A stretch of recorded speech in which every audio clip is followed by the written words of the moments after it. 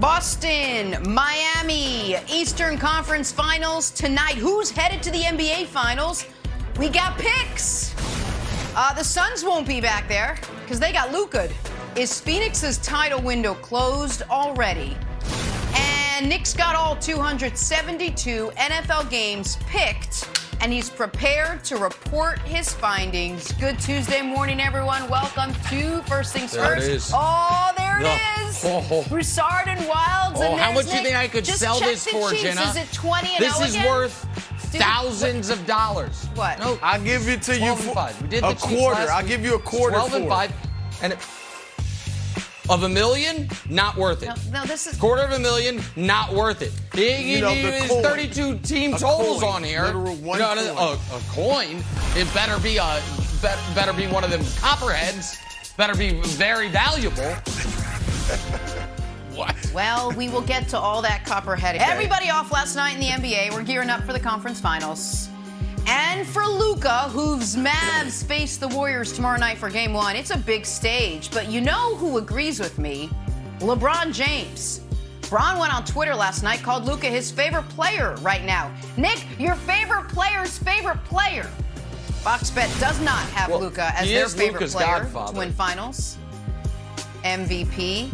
They got Steph, Tatum, and Butler all ahead of him. Check that out. Chris Broussard, can Luka be crowned best player on earth this postseason? And if yes, what does he have to do? Jenna, yes, he can. And what he has to do is obviously a big chore. Win the championship. Win the championship. Nothing less will suffice if he wants to be named the best player in the world. And look, I am not a guy that believes that, the best player on the NBA champion is the best player in the world. I know I thought LeBron was the best player in the world long before he won the championship. Same thing with Giannis. He was best player in the world before he won the title. And had Phoenix won the championship this year, I wouldn't have said Devin Booker or Chris Paul is the best player in the world. But yes, if Luka wins the championship, he could be crowned, because there are two things right now that would keep him from being the best player in the world. It's Giannis. Right now, Giannis is the best player in the world. In part, large part, because his defense is light years ahead of Luka's. So Luka's poor to mediocre defense is keeping him from being in that discussion as the best player in the world. And the second thing is he does it all for his team. And the feeling is that his style of play, primary scorer, primary ball handler, primary distributor, volume shooter, does everything for his team on the offensive end. The thinking is that you can't win that way in the modern day NBA, and it's going to be tough to play with a second star that you would need to win a championship. However, if Luka wins the championship, he will have shown you that, yes, he might have a deficiency on the defensive end, but he's overcome it with his offense. So you would look at him and Giannis and say, okay, Giannis much better defender, but Luka's much better on the offensive end, a far better shooter at every level. A much better, even though Giannis can pass, Luka's a much better distributor and passer, court vision, all of that. So his offense would be so good that it would overcome his weaknesses. And Nick, you know this, somehow Larry Bird made 3 all-defensive teams, but never was a terrific defender. Magic led the league in steals a couple times, but never was a terrific defender. So up until before Michael Jordan, the best player in the world wasn't always like an awesome defender. So I don't think, Nick, I don't know where you're at on this, I don't think Luka's going to win the title. However, if he does, then you can't hate. You got to give him the love. To win it without a second star, I think he'd be the best player in the world. Yeah, you do. Brew, I'm so glad we're back. Because Brew is right. Brew did coin the phrase Luka legend. Brew has been a Luka Doncic guy. However, his deep dedication to measured analysis rather than grasping the moment, recognizing where we're at, has hurt him in this discussion. Because as recently as a month ago, I said Luka was the best player in the Western Conference playoffs, just the Western Conference side of the bracket. And Brew got mad at me. He was like, oh, Steph, what about Steph Curry? Well, Steph Curry's about to find out. What about Steph Curry here very shortly? But this is why I'm so happy about this. Because Brew, right now, this moment, if you asked him, so do you agree with Nick that Luka's already an all-time great playoff performer? Brew would say, no, of course not. It's still too far. But Brew has now gone further than even I have gone. Because the best player alive championship belt is the most exclusive belt in sports. I'll tell you, and I will give the most liberal definition of it. I will give it to as many people as you possibly can, because a couple of these guys I've named maybe never held it.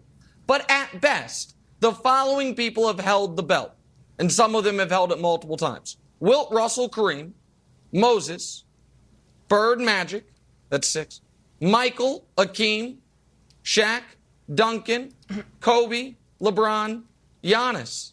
That's 13 names. Those 13 people, Wilds, happen to also be 13 of the 15 greatest players ever. So what Chris Broussard is saying is Luka Doncic is a mere 8 wins away from being a definitionally top 15 all-time guy. I'm welcome it back, Brew. I'm glad to have you back. Don't put words into my mouth. Don't put words in my mouth. I am with you. What do you mean? Hold on. I am with you that Luka will be an all-time great player, will be an all-time great playoff performer. And what I said yesterday, in 3 weeks. You got to win a championship.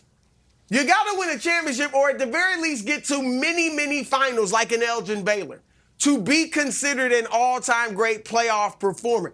I haven't given my prediction that, you don't know who I'm picking in the West. However, I am not picking Dallas to win it.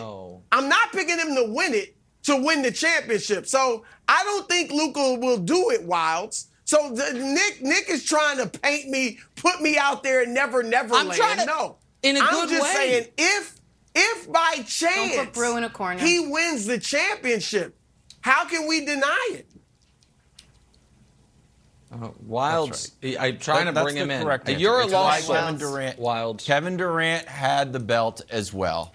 You ran through your list of greatest player. Kevin Durant never had the championship belt while he's sitting there holding a Finals MVP when did he have trophy. it? Like Kevin Durant, he had the belt. No. When he won his Finals MVP, he was the best player in the world. So then Kawhi had it too? No. Kawhi also had it? I think Kawhi did have it. Kawhi also had it. I do believe that Kawhi had it. Okay. I subscribe to Wilds belt's like the WBO title. If you're holding the Finals MVP. It's like who held it? Like, go ahead. So Chauncey had it. This is a Chauncey Billups take. Stanley Cup.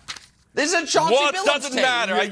Go ahead. Let Wilds finish. In any event, here's why I don't think Luka can have it. And Broussard, you'll agree with me.